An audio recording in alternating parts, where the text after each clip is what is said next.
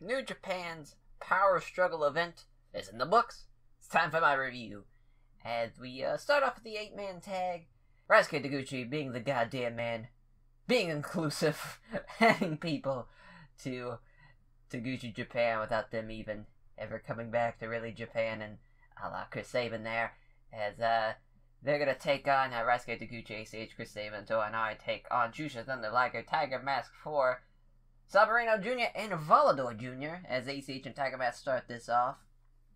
Comedy spot with ACH in the football to start it off as Chris Sabin and Liger tag in. Romero special by Liger, of course.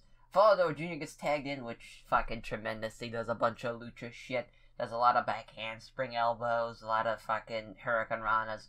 He's a treat, man. He's the fucking man. As Sabarino and Taguchi get tagged in, slips up a bit going up the middle rope, jumping to the top. No surprise there, fast pace leads to more mistakes there by Sabarino and Volador Jr. Volador Jr. didn't make any mistakes, so in this matchup, as Taguchi Japan does their little corner attack against Sabarino Jr. as Super 69 combo, getting the win for Taguchi Japan. Fun little opener there. Some comedy spots. Anytime Liger got involved, the crowd fucking popped. Volador Jr. doing a bunch of cool lucha shit was cool. I did that fun little opener. I can't really complain too much about that one. As Kushida and GBH take on Gorilla's Destiny and Robbie Eagles there, as Jado on that fucking air horn. Thank God he doesn't use it throughout the match or anything. And Robbie Eagles and Hanma start this off. Definitely not who I thought would start this off. Didn't think those two would have any interaction at all. But Jado hits Hanma with his kendo stick. Kushida with a hip toss cartwheel. With a hip toss into a cartwheel. Followed with a drop kick. As Togi Makabe with a double clothesline on G.O.D. Kokeshi on Tongaloa. Another Kokeshi this time on Robbie Eagles. Kushida counters the gun stun with a hoverboard lock on Tama Tonga. That looked pretty awesome, as Jado has to distract Kushida to break it up. As Tama goes for a roll-up, Kushida kicks out at 2. As Kushida gets hit in the head by Jado's kendo stick. Taiji Shimori comes in the ring, hits Kushida with his wooden little crutch. As Taiji Shimori, he's hurt, but he's not like too fucked up. Like, he can still move and stuff. It's just he's a little bothered right now with an injury. After Ishimori comes in, guns down in Tongaloa and Gorilla's Destiny. And Robbie Eagles get the win there. First match, Taiji Ishimori attacks Kushida and holds up the IWGP Junior Heavyweight title. Ishimori vs. Kushida at Wrestle Kingdom. I'm all about this. They will kill it. Decent match. Sucks Robbie Eagles didn't get a chance to shine for the people who just watched this show and not all the Road 2 shows. As, as again I said in the preview, this could be his last tour for a while, so it would have been nice to see him get some shine, so people are going to be like, oh shit, I can't wait for him to come back. Now everyone's going to be like, I don't know, maybe he should be left home, man, type of thing. It doesn't do anything crazy in the match. As next match, tag match here, Jay White and Bad Luck Fale taking on Kazuchika Okada and Beretta. Okada jumpstarts the match with a crossbody to the floor onto Jay White. Jay White and Okada, if not all of this match, but most of the match, on the outside and in the crowd, brawling, going all over the arena. Barricade DDT from Okada, just setting Jay White up on the barricade and doing a DDT off of it. All the focus is on Jay White and Okada, not on Fale and Beretta, which of course makes sense. Beretta does the Shawn Michaels bump in the corner, though in the ring, as Goto and Okada have a stare down, while Fale hits Beretta with a grenade. Okada tries to get into the ring. Goto holds him down by his leg on the apron for a hell of a long time. Got really awkward. It's like, why doesn't Okada just start beating the shit out of him? He was holding his leg for like 2 minutes. It was getting a bit ridiculous. But while Fale goes for the bad luck fall, only to get countered into a roll-up by Beretta, who gets the win. The bell rings, and Okada and Jay White just beat the shit out of each other some more on the outside. Okada starts hitting young boys, just trying to get to Jay White. Jay White grabs a microphone and tells Okada, one-on-one match, anytime, anywhere. And the way it is going, I wouldn't be surprised if their Wrestle Kingdom match would be a no DQ match. Kind of a bit of a grudge match type of feel to it. Kind of like what Kenny Omega and Jericho's matches was a no DQ. They'll probably do the same type of thing there for this match for Wrestle Kingdom. As Next match, Hiroshi Tanahashi and David Finlay Jr. taking on Kenny Omega and Kota Ibushi and the Golden Lovers. Tanahashi and Omega start this off, trading shots. Both men start ducking shots, and Omega and Tanahashi trade tag out there as just, simple little spot just to get I'm surprised the crowd didn't go too crazy. The fact that they started this off, they were just kind of like all about Tanahashi, not really about the whole aspect of it. Friendly roll from Omega, stumbles going into the moonsault, leading to Tanahashi to roll out of the way. Dragon suplex on Tanahashi, which fucking destroyed him. I thought he killed him. Tanahashi just sold it like death. He fucking got spiked in his head and didn't do the crazy roll through after the dragon suplex. He just fucking spiked and then just laid there. It's like, oh no. Oh no, but luckily, I'm sure he got fucked up, but luckily he didn't get too fucked up. As Ibushi and Finlay Jr. trade some strikes. Holy shit. David Finlay Jr., I thought he was going for a choke breaker, but instead he just drives Ibushi right into the mat. Fucking, without a doubt, the best thing David Finlay Jr. has ever done. He looked like he murdered the man. As Ibushi counters a jumping stunner into the straightjacket German. Tanahashi hits a sling blade on Ibushi. V-trigger onto Tanahashi. Corner spike tombstone from the Golden Lovers. They hit their little high kick V-trigger combo on Tanahashi. Golden trigger on David Finlay Jr. getting the win for them. Honestly, a pretty good tag match. That last 5 minutes was crazy.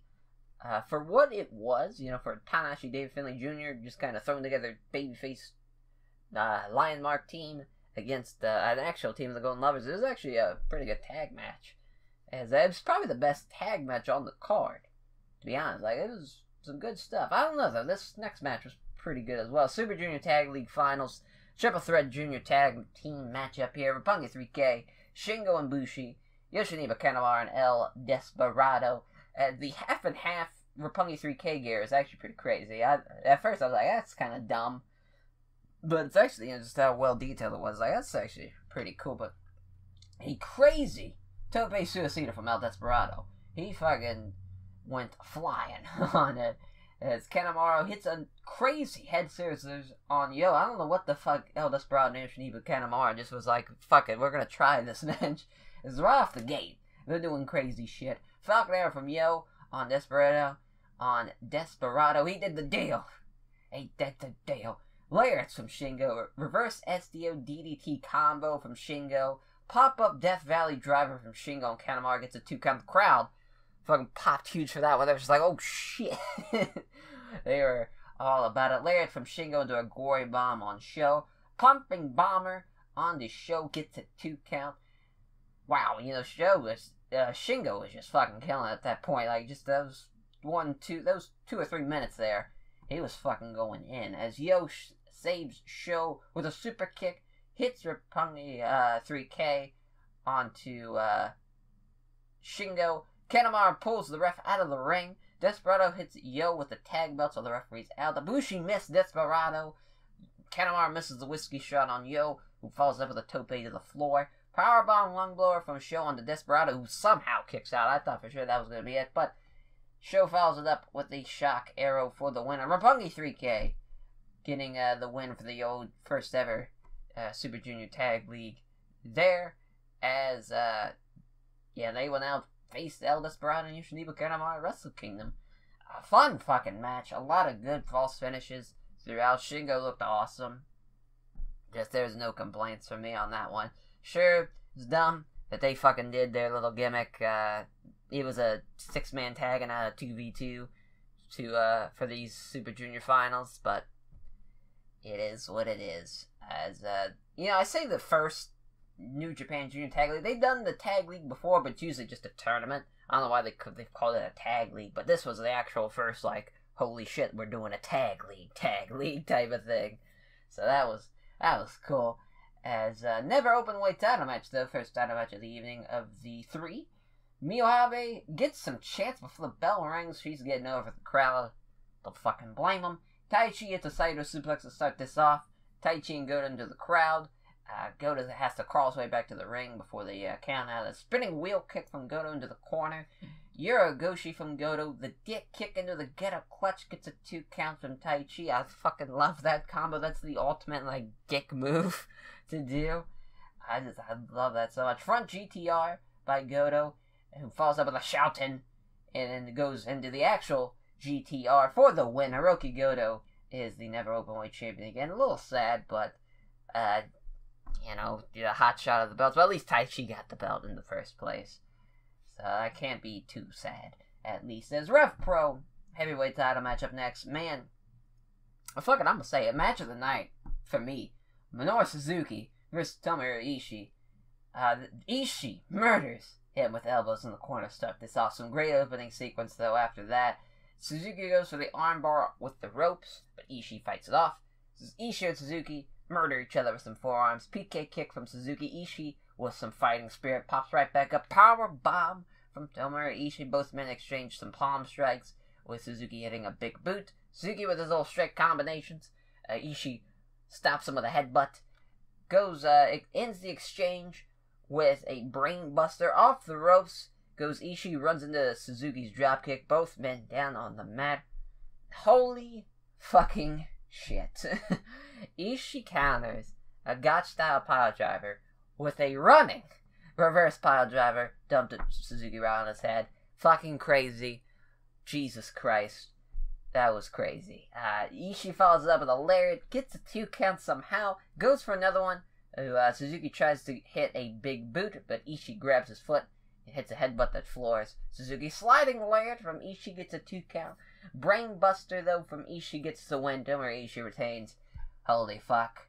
What a goddamn match. Of course, these two murdered each other, and Jesus Christ, at least for a belt that doesn't even matter in New Japan, and they fucking murdered each other for it anyways. God bless them. As the next match, co-main event, Zack Sabre Jr. vs. Tetsuya Naito. Naito counters a bow and arrow lock into a pin. Zack Sabre Jr. puts on a technical display. He probably did 15 different submissions throughout the show, or throughout the match rather.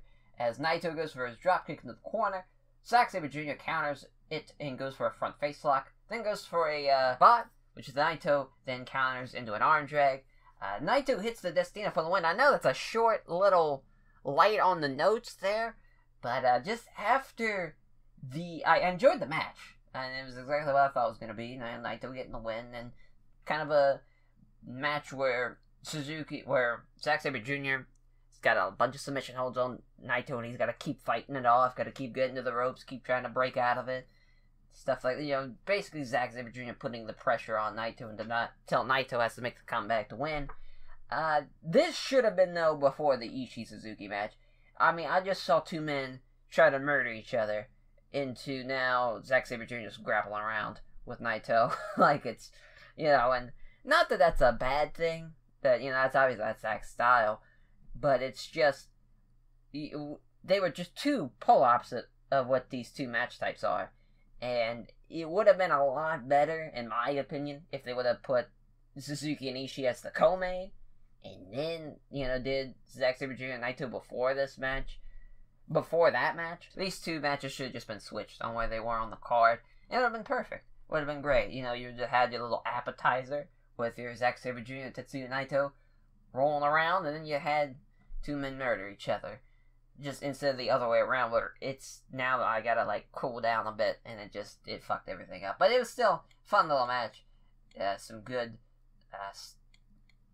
a good technical display, of course, from Zack Sabre Jr. as he does every single time he's out there.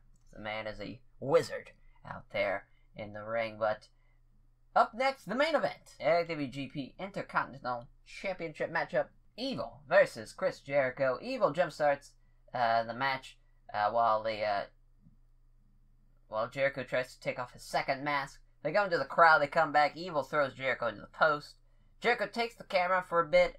I have no idea why they didn't immediately show that shot of Jericho holding the camera through that lens. I don't know why. That's kind of a go-to spot. I don't know why they didn't do that. But Jericho with a DDT onto a table on the outside, of course, doesn't break. They go back into the ring. Evil lariats Jericho out of the ring.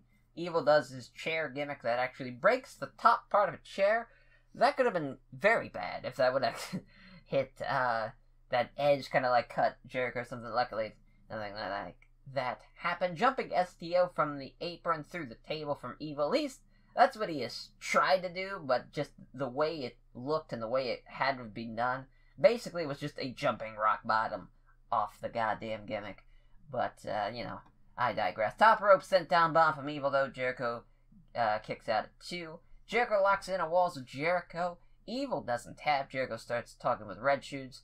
Turns around. Evil hits Darkness Falls. Jericho kicks out. Jericho hits a code breaker. Evil kicks out like 2.9. Crazy good false finish. I thought for sure that was going to be it right there. But the match keeps going as Evil hits the STO. Jericho again kicks out. Evil hits a lariat. Jericho counters Darkness Falls with a Hurricane Rana, rolls through it for the walls of Jericho. Evil taps out. Jericho retains his IWGP Intercontinental Championship. As post-match, Jericho again puts Evil's in the walls of Jericho. Naito makes the save. Naito challenged Jericho, but Jericho's post-show press conference called him a coward and denies him the rematch. Very interesting stuff. I'm sure the Office will step in and book it anyways. I hope Jericho cuts a promo shitting on the Office as not, of course, Michael Scott his Office, but the New Japan Office, as an interesting show. Some very good stuff, and some stuff, obviously, we're at the point where we're booking matches for Wrestle Kingdom, so now we have the Junior Tag League winners announced, so now we're going to have Roppongi 3K versus Kanemaru and El Desperado. Jericho denies the Naito match, but I'm sure it's going to happen anyways. We have an Ishii, is he going to have a Rev Pro title match at fucking Wrestle Kingdom, or are they going to do something else? Are they going to have him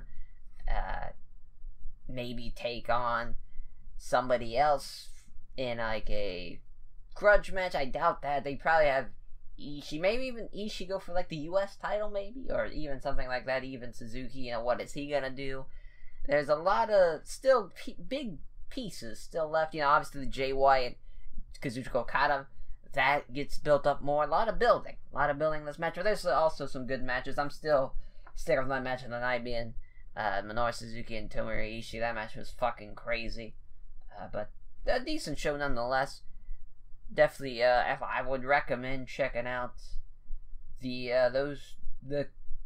Ishii Suzuki match. The Junior Tag match was a lot of fun too. If you have the time for that, and I'd probably watch the main event too. As far as it was a decent little match. Nothing. It was definitely, as far as Jericho's like New Japan matches, it's number 3 out of the 3. It's not better than the Wrestle Kingdom match or the Dominion match, even with how short that was, just how crazy of a match that was. Still didn't hold up to this, but that's neither here nor there. Thank you all for listening to me rant and ravel about New Japan's Power Struggle show. Hope to see you guys next time, as we're gonna have the New Japan Break preview show, as that's gonna be main evented by David Finlay Jr. versus Kenny Omega. Interesting match. Obviously a bit one-sided, but it's gonna be a great test for David Finlay Jr. to see if he can have a good match. As we will catch you guys next time for that. Take care, everyone.